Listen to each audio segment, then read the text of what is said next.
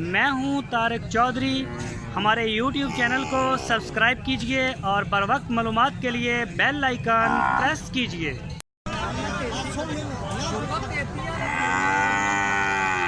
बिस्मिल्लाहिर्रहमानिर्रहीम।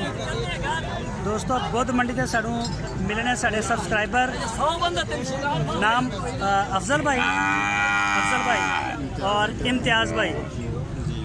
अच्छा अफजल भाई अपना एड्रैस दसो जरा कि जगह तो आए हैं? जी ज़िला हाफिज़ाबाद वनी गतारण पिंड।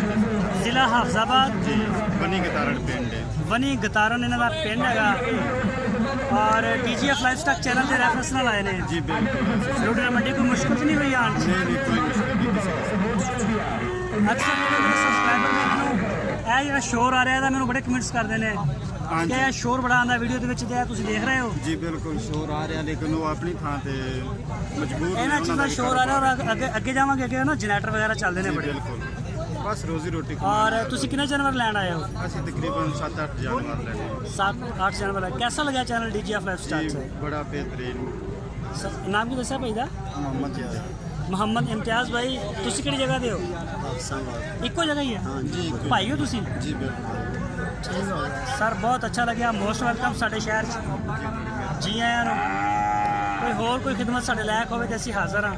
बड़ी मेहरबानी। ठीक हो गया अफजल भाई बहुत मेहरबानी शुक्रिया।